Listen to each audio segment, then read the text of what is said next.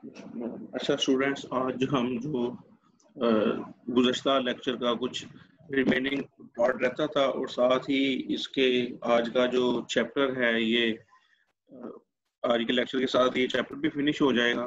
तो अब हम जो लर्निंग बिहेवियर था, लेटेंट और इंस्टिंक्ट, तो हमने बड़ी अच्छी तरह से डिटेल से डिस्कस कर लिया था। तो लर्निंग बिहेवियर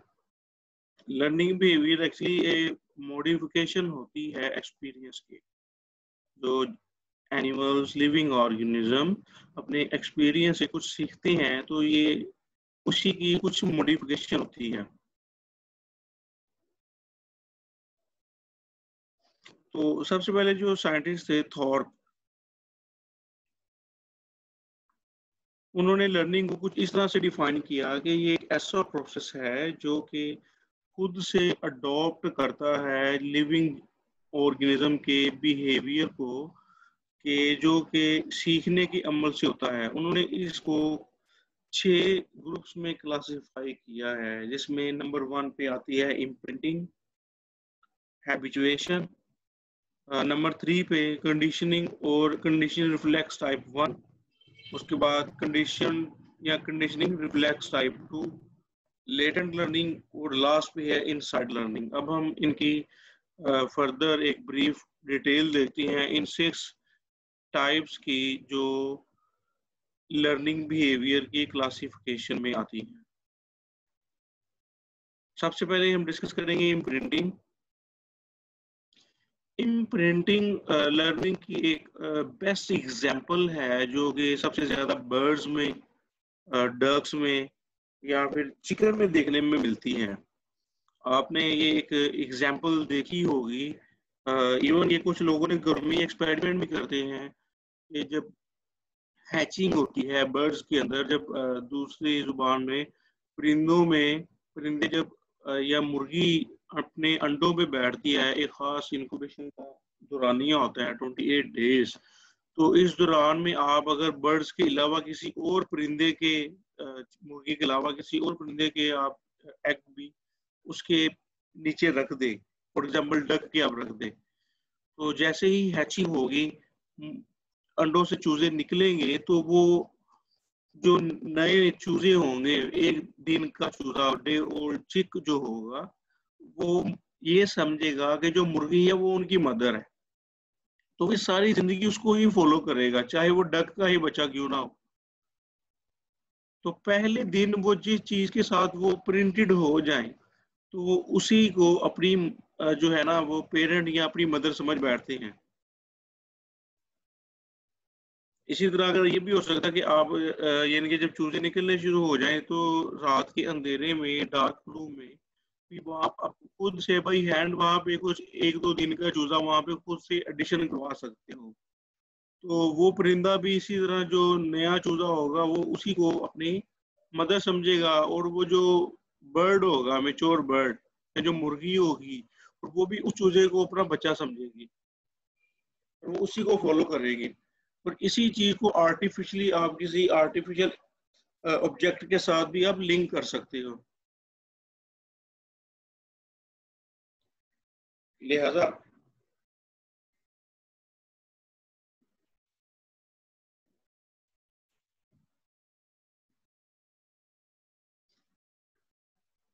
लिहाजा जो इम्प्रिंटिंग है, तो ये हम ये कह सकते हैं कि ये एक मसनूई तरीके से किसी भी बर्ड को जो पहले पहले दिन का होगा, उसको लिंक्ड करना होता है किसी फीमेल बर्ड्स के साथ, तो वो उसको अपनी मां समझ बैठता है।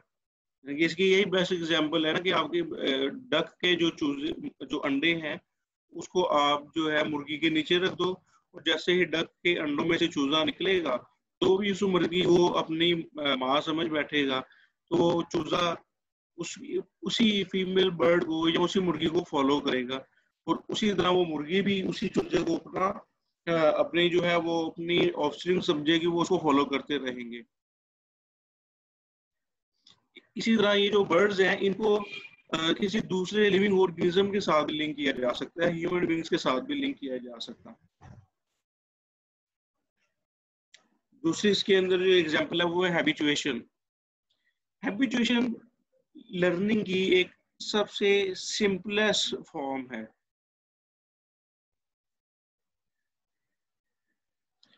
ये लर्निंग की सबसे सिंपलेस्ट फॉर्म है और ये रिपीटेड जो सिग्नल्स होते हैं, रिपीटेड सिमिलर ही होते हैं। ये उसके साथ साथ ये कुछ एनिमल्स का बिहेवियर चेंज भी हो सकता है।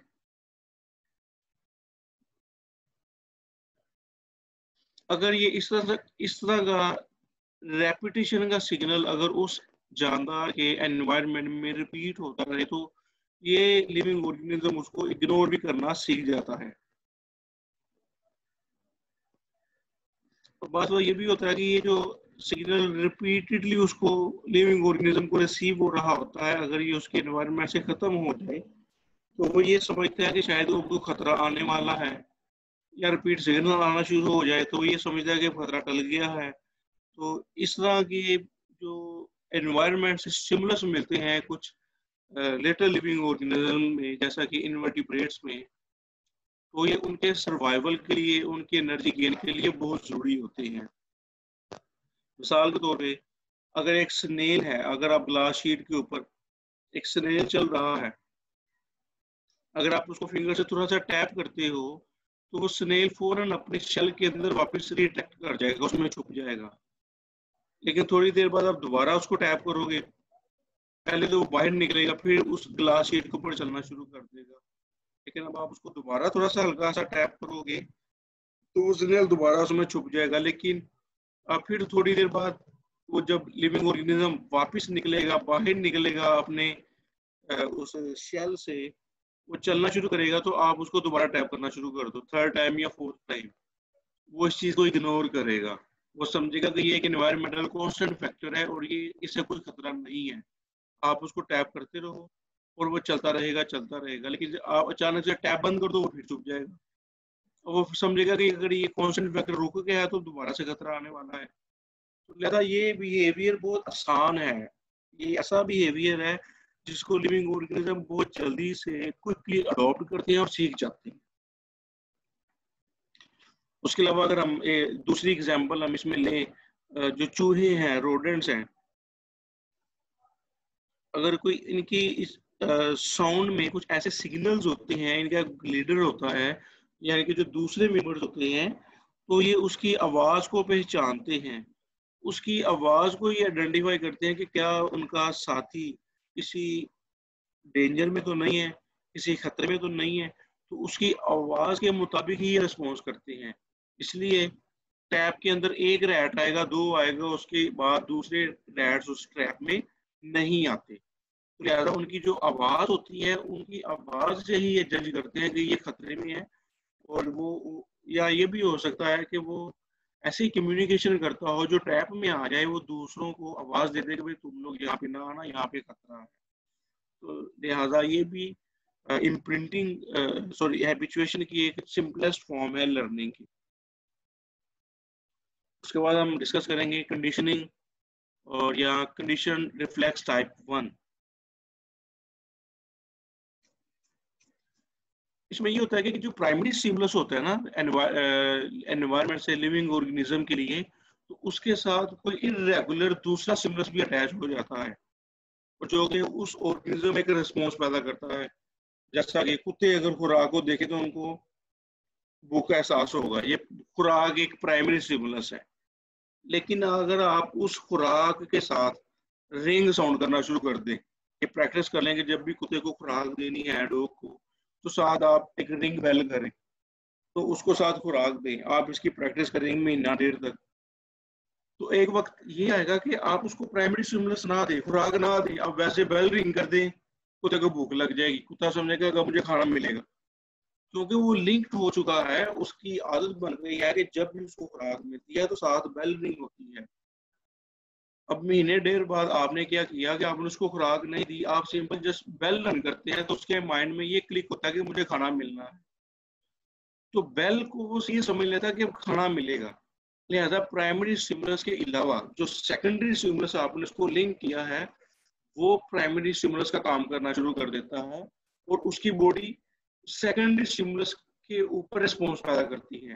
प्राइमरी स्टिमुलस खुराक है, सेकेंडरी स्टिमुलस इसके अंदर जो है वो सेकेंडरी स्टिमुलस इसके अंदर रिंग है, लिहाजा एक वक्त आएगा कि आप प्राइमरी स्टिमुलस खुराक को ना दो, सिर्फ सेकेंडरी स्टिमुलस आप लिंक दो, और सेकेंडरी स्टिमुलस के मुताबिक ही वो लिविंग ऑर्गेनिज्म के अंदर रेस्पॉन्स पैदा होता है कि उसके स्टमक के अंदर एक हंगर जो है, हंगर का एक एहसास पैदा होता है, भूख का एहसास पैदा होता है, दिमाग उसको डिटेक्ट कर लेता है। उसके बाद सेकंड कंडीशन है ओपेरेंट कंडीशनिंग या कंडीशन रिफ्लेक्स टाइप 2। ये भी लर्निंग की एक ऐसा ग्रुप है जिसमें हम कहते हैं कि ट्रायल एंड एरर लर्निंग। ये जितनी भी अभी तक हमने लर्निंग डिस्कस की है, इम्प्रिंटिंग या हैबिचुएशन, ये उन सब में सबसे टफ कंडीशनिंग है, सबसे टफ लर्निंग है या कॉम्प्लिकेटेड लर्निंग है। इसको सबसे पहले जो है थॉर्नडिक और बीएफ स्किनर ने इंट्रोड्यूस करवाया था, हार्वर्ड यूनिवर्सिटी के ये दोनों साइकोलॉजिस्ट थे। तो इसमें ये होता है कि आम हालात में, नॉर्मल कंडीशन में लिविंग ऑर्गेनिज्म को कुछ रिवार्ड मिलता है। मसलन रोडेंट्स हैं, वो एक्सप्लोर करते हैं अपने एनवायरनमेंट को। लिविंग ऑर्गेनिज्म अपने एनवायरनमेंट की छानबीन करता है, आवारागर्दी करता है, कभी इधर चला गया, कभी उधर चला गया। उसके अंदर एक डिजायर होती है, मैं देखूंगा मेरा एनवायरनमेंट कैसा है, या वो ये भी सर्च करता है कि क्या एनवायरनमेंट मेरा सेफ है, यहाँ पे कोई प्रीडेटर तो नहीं है। तो वो अपने एनवायरनमेंट को एक्सपोज करने के दौरान उसको वक्तन फवक्तन कहीं ना कहीं उसको खुराक भी मिलती रहती है। तो उसको वक्तन फवक्तन जो कहीं ना कहीं खुराक मिलती है, वो उसका रिवार्ड होता है। तो ये बड़ी एक कॉम्प्लिकेटेड सी लर्निंग है, लेकिन जब वो अपने एनवायरनमेंट को एक्सपोज करता रहता है, उसको अपना एनवायरनमेंट याद हो जाता है। उसके बाद उसको बाद में एक अचानक से जब जरूरत पड़ती है किसी चीज की तलाश में या किसी शिकार से बचने में, तो उसने ये जो पहले सीख लिया अपने एनवायरनमेंट को एक्सपोज करने से, तो उसको इससे बाद में काफी आसानी होती है। लिहाजा उसको बाद में खुराक हासिल करने में या अपने किसी खतरे से बचने के लिए जब जरूरत पेश आती है, तो वो अपने एनवायरनमेंट को बहुत ही आसानी से चेंज कर लेता है। तो ये एक टाइप है जिसको हम कंडीशन रिफ्लेक्स टाइप 2 कहते हैं। इवन कि आप अपनी एग्जांपल ले सकते हो, अगर आप नई जगह पे जाओगे तो आप थोड़ा बहुत एक्सप्लोर करोगे अपने एनवायरनमेंट को, तो रोड्स को, स्ट्रीट्स वगैरह आप थोड़ी एक्सप्लोर करोगे, बाजारों को एक्सप्लोर करोगे, तो बाद में कैसा वक्त आएगा कि आपको वो सारी चीजें याद हो जाएंगी और आपको वहां से गुजरने में कोई मुश्किल पेश नहीं आएगी। पहले आपको वहां से चीजें एक्सप्लोर करने में ज्यादा टाइम लग रहा था, और एक वक्त आएगा कि आपको वहां पे कम टाइम लगेगा। उसके बाद फिफ्थ टाइप है इसके अंदर लेटेंट लर्निंग की। थॉर्प ने इसको इस तरह से डिफाइन किया है कि ये इस तरह की एसोसिएशन है कि इसमें रिवार्ड नहीं मिलता। ये ऐसी लर्निंग है जिस तरह हमने कंडीशन रिफ्लेक्स टाइप 2 में कहा है कि लिविंग ऑर्गेनिज्म को कोई ना कोई रिवार्ड मिलता है, खुराक के तौर पे उसको खुराक मिलती है, फायदा होता है। ये ऐसी हिडन लर्निंग है कि जानदार कुछ ना कुछ खुद ब खुद सीखता रहता है, लेकिन उसको कोई रिवार्ड नहीं मिलता। जैसे आप भी बहुत सी चीजों को एक्सप्लोर करते रहते हो, लेकिन आपको कोई खास रिवार्ड नहीं मिलता उसका।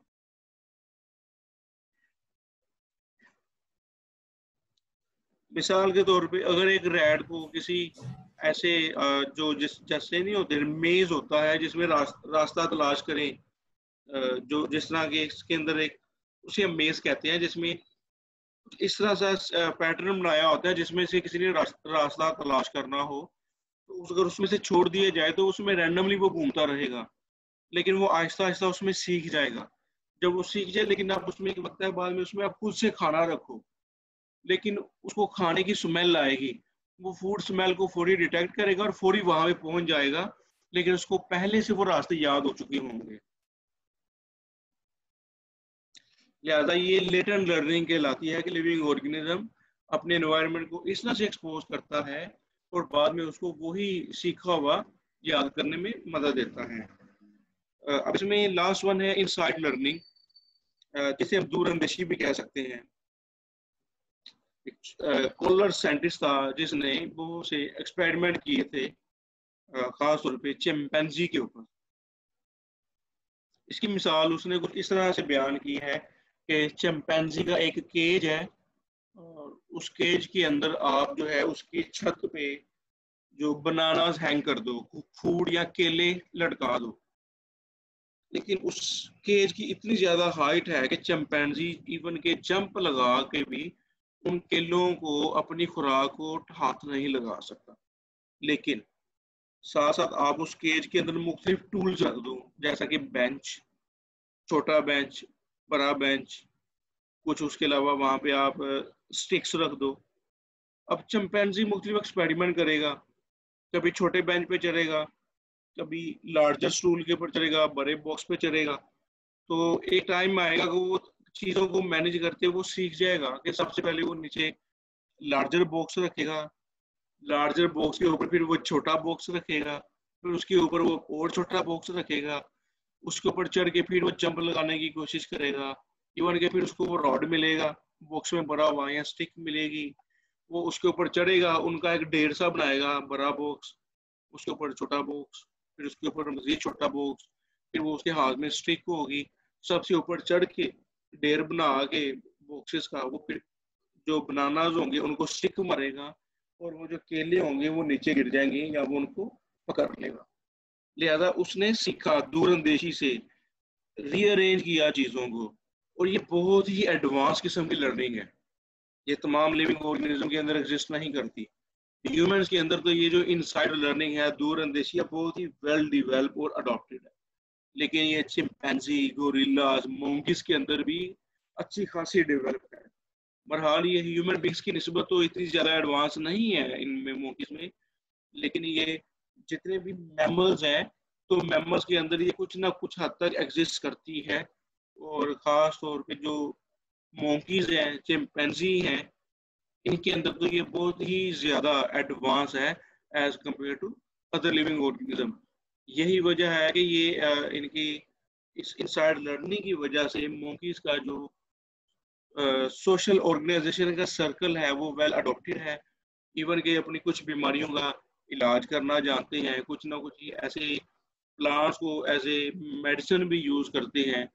उसके अलावा इनके अंदर अपने जो ऑफस्प्रिंग है उनकी प्रोटेक्शन और केयरिंग बहुत एडवांस है as compare to other mammals.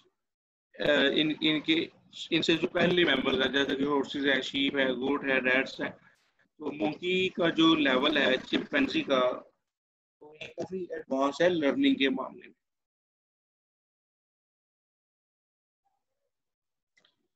ये आज का जो है चैप्टर भी खत्म हो गया और लेक्चर भी खत्म हो गया। तो किसी स्टूडेंट ने यहाँ से कोई क्वेश्चन करना हो, एग्जामिनेशन पॉइंट ऑफ व्यू से ये 6 पॉइंट्स ही इंपॉर्टेंट है। जो लर्निंग बिहेवियर की जो 6 कैटेगरीज हैं, ये 6 की 6 ही काफी इंपॉर्टेंट है, जिसमें इम्प्रिंटिंग, हैबिचुएशन, या इसके ऊपर लॉन्ग क्वेश्चन भी आ सकता है, उसके ऊपर शॉर्ट क्वेश्चन भी आ सकता है। अगर किसी स्टूडेंट ने कोई क्वेश्चन पूछना हो, ही इज मोस्ट वेलकम।